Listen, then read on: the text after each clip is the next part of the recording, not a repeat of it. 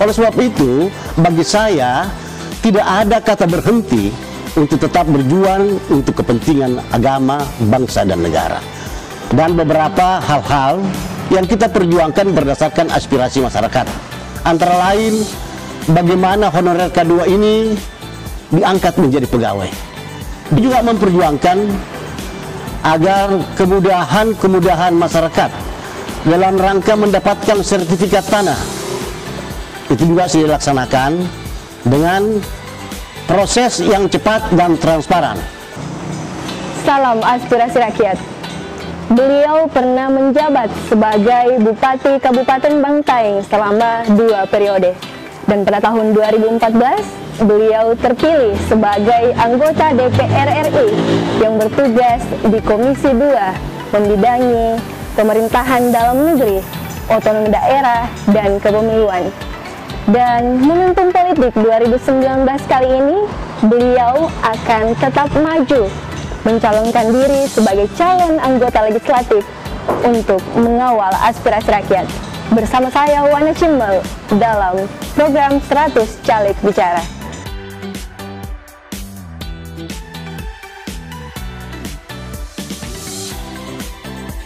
Assalamualaikum Pak. Waalaikumsalam warahmatullahi wabarakatuh. Bagaimana kabarnya hari ini Pak? Alhamdulillah. Pak, sebagai anggota DPR, tentunya Bapak melihat dan bahkan merasakan proses demokrasi itu sendiri. Nah, bagaimana kemudian Bapak melihat wajah ataupun potret demokrasi Indonesia saat ini, Pak?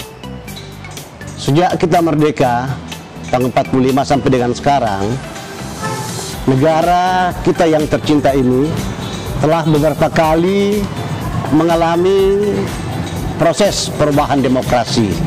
Dari demokrasi tidak langsung menjadi demokrasi langsung. Dua-duanya tidak ada yang haram. Tapi demokrasi di Indonesia ini berdasarkan karakter bangsa adalah demokrasi tidak langsung atau indirect demokrasi. Sebagaimana kita ketahui bahwa pembukaan Undang-Undang Dasar 45 maupun Pancasila tidak ada kata perintah untuk melaksanakan demokrasi langsung. Kecuali di amandemen Undang-Undang Dasar 45 barulah itu dilaksanakan. Tapi kalau kita konsisten bertahan pada sila keempat, yaitu kerakyatan yang dipimpin oleh hikmah kebijaksanaan dalam permusyawaratan perwakilan, maka bangsa Indonesia ini menganut sistem perwakilan. Oleh sebab itu, banyak pakar ingin melakukan evaluasi terhadap sistem demokrasi yang ada di Indonesia.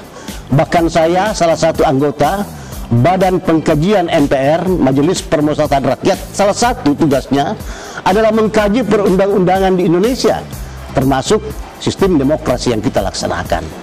Oleh sebab itu, demokrasi sangat panjang ceritanya. Kalau kita mulai dari awal lahirnya demokrasi di salah satu negara yang bernama Yunani, yang dilahirkan oleh seorang tokoh yang bernama Socrates. Bahkan Socrates meninggal dengan dua versi. Versi pertama, Socrates mati karena sakit, dan versi kedua, Socrates mati karena dibunuh. Dianggap bahwa ajaran demokrasi yang dibawakan pada waktu itu bertentangan dengan ajaran agama. Bahkan Socrates tidak sempat melanjutkan ajaran demokrasinya, maka dilanjutkan oleh seorang muridnya yang bernama Plato. Plato meninggal juga belum sampai berhasil mensosialisasikan demokrasi, dan selanjutnya diajarkan oleh seorang murid Plato yang bernama Aristoteles. Bahkan Aristoteles tidak mampu mendefinisikan demokrasi, walaupun dia mendirikan suatu akademi Plato dalam rangka memperingati nama besar gurunya yang bernama Plato. Nantilah Presiden Amerika yang bernama Abraham Lincoln mengatakan bahwa demokrasi itu from the people, by the people, dan to the people. Oleh sebab itu, kita mengharapkan bahwa demokrasi itu melibatkan masyarakat dalam merekrutmen pejabat-pejabat publik, termasuk presiden dan legislatif, Dan kita harapkan bahwa kedaulatan itu di tangan rakyat. Tapi kondisi sekarang, terus terang saya katakan, rakyat belum merasakan amanat pasal 33 Undang-Undang Dasar 45, dan masih banyak lagi hal yang perlu kita usahakan. Oleh sebab itu, saya tetap berniat untuk maju lagi ke DPR dalam rangka membawa misi masyarakat untuk yang lebih baik. Pak, ternyata pada saat di bangku kuliah Bapak mendapat IPK cum laude, Pak. Itu seperti apa? Bisa diceritakan Pak sedikit mungkin? Oh ya, saya memang yang pertama mendapatkan cum laude di S3 Universitas Negeri Makassar. Dan predikat itu saya dapatkan di berbagai jenjang pendidikan. Oleh sebab itu, saya sempat mengajar 4 semester di S3 di Universitas Negeri Makassar. Prinsip bahwa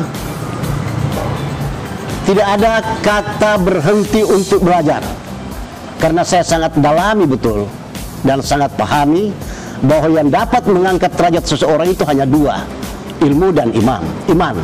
Oleh sebab itu, saya tetap berusaha untuk belajar. Dan inilah mungkin hasil daripada usaha saya mendapatkan beberapa predikat terbaik dalam semua jenjang pendidikan. Sebagai seorang petahana, tentunya Bapak telah melaksanakan tugas dan tanggung jawab Bapak sebagai wakil rakyat. Nah, bisa Bapak ceritakan seperti apa sih kemudian bentuk kinerja ataupun sumbangsi dari DPR RI sendiri kepada masyarakat Sulawesi Selatan, Pak? Ya, sebagaimana Win katakan tadi, saya di Komisi 2. Komisi 2 itu membidangi politik dan pemerintahan dalam negeri.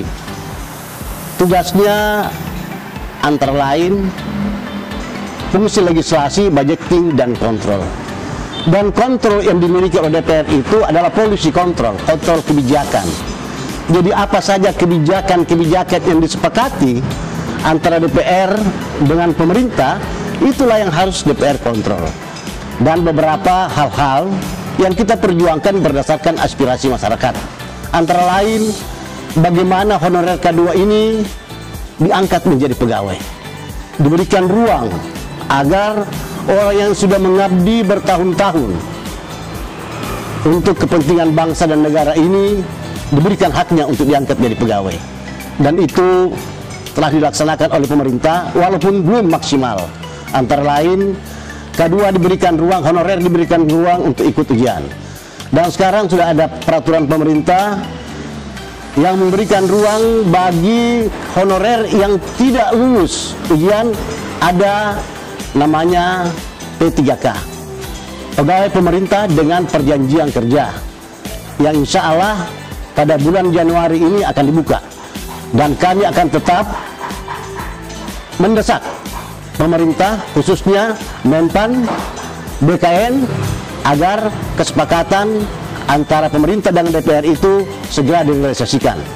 Ini suatu hal yang membawa tentu harapan-harapan baru bagi tenaga-tenaga honorer, khususnya tenaga medis, guru, dan teknis lainnya.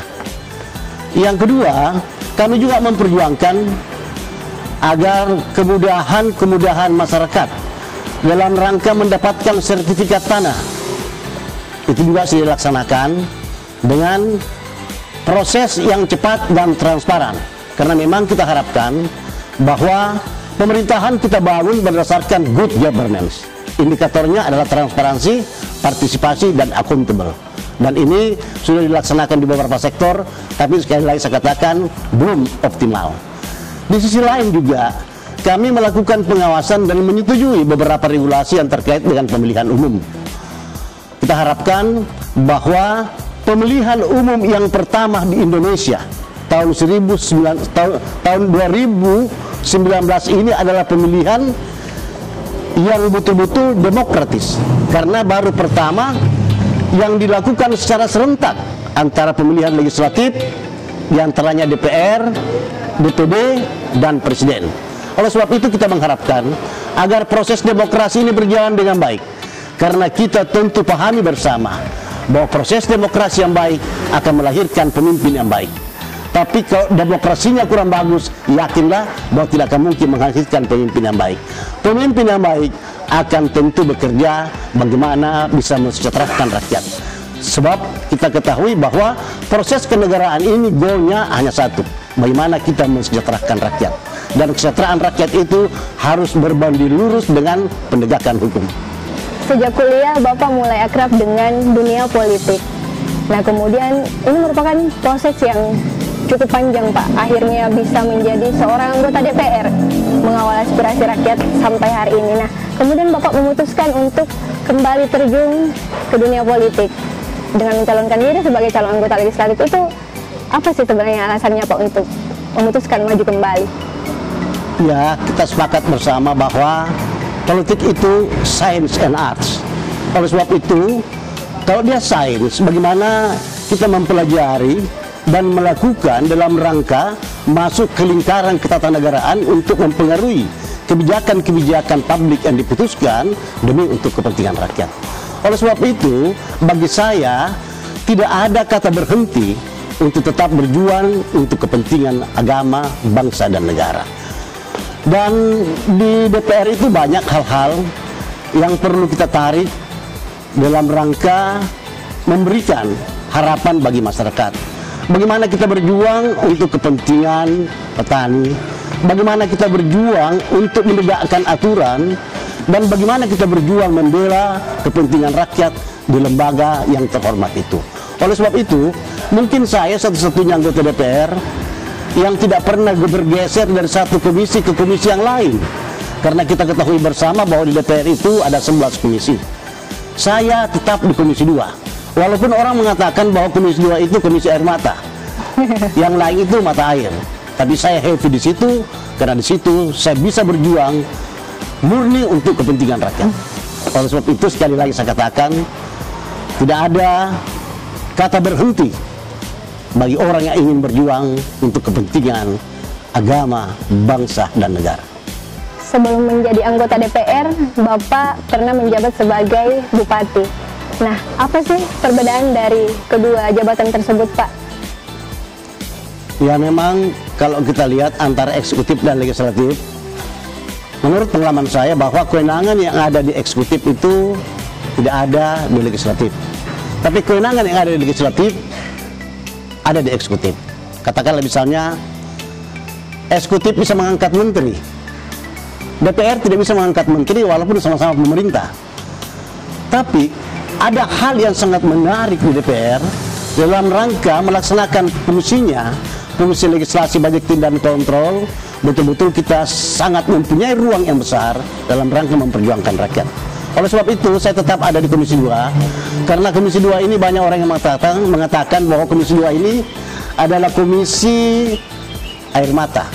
Dan ada juga yang mengatakan ini ada dot aja di DPR. Ada juga beberapa komisi dianggap komisi mata air.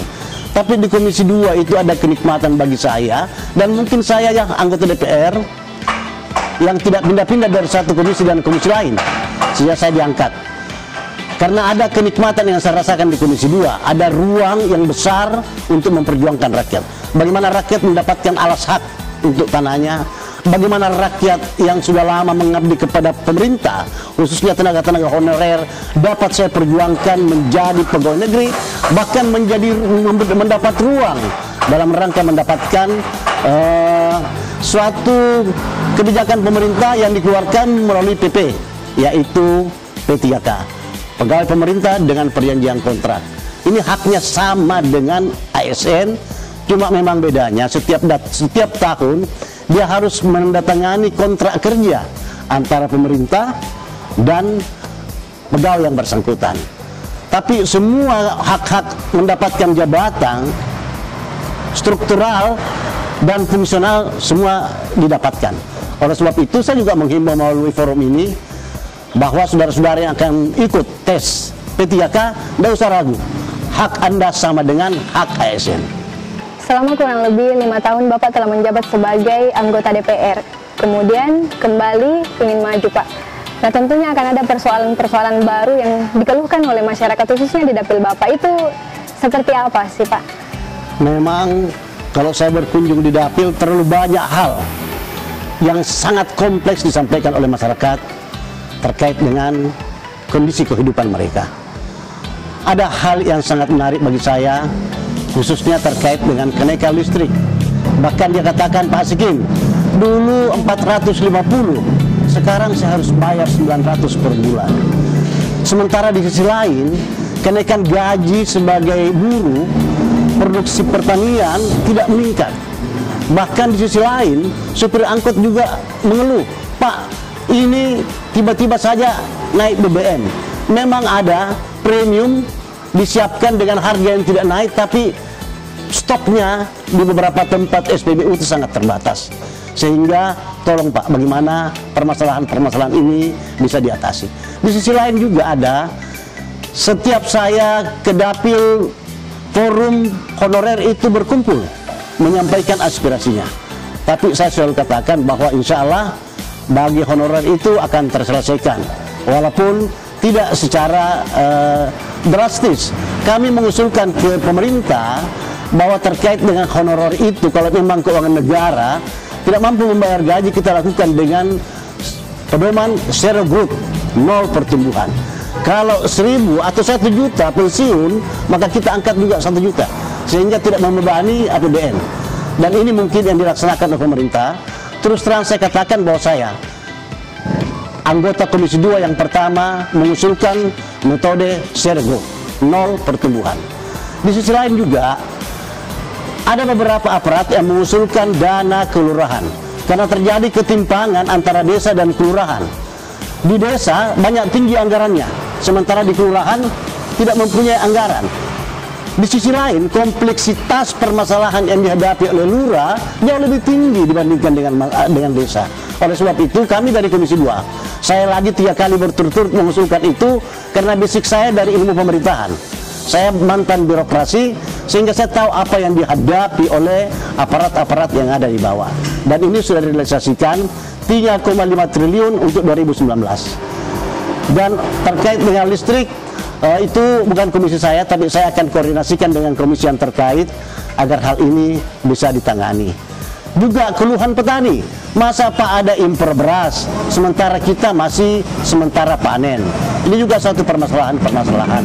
Dan tentu saja permasalahan masyarakat ini tetap kita tampung dan kita akan sampaikan kepada pemerintah, karena kita ketahui bersama bahwa semua proses yang kita lakukan ini tujuannya hanya kesejahteraan rakyat. Ini yang kami sampaikan kepada masyarakat, dan mudah-mudahan masyarakat dapat paham dan mengerti dengan kondisi ini. Dari perbincangan kita tadi, Pak, apa yang ingin disampaikan kepada konstituen terkait dengan keputusan Bapak untuk kembali maju di Pileg 2019? Saya ingin menyampaikan kepada seluruh konstituen, mari kita melaksanakan proses demokrasi ini dengan baik. Karena yakinlah bahwa demokrasi yang baik akan menghasilkan pemimpin yang baik. Yang kedua, saya juga menyampaikan bahwa saya Asikin Sultan tetap memberikan pengabdian saya untuk agama, bangsa, dan negara. I am for the people, but not the people for me. Saya ini mengabdi kepada rakyat, dan bukan rakyat yang mengabdi kepada saya.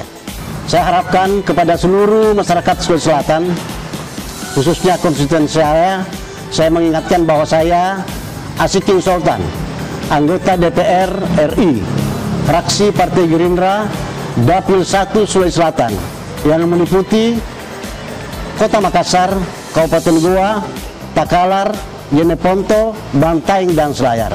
Ingat Ki, jangan lewatkan tanggal 17 April 2019, gunakan hak demokrasi kita untuk kepentingan bangsa dan negara. Terima kasih Pak atas waktunya bisa berbincang dengan isi visual pada hari ini.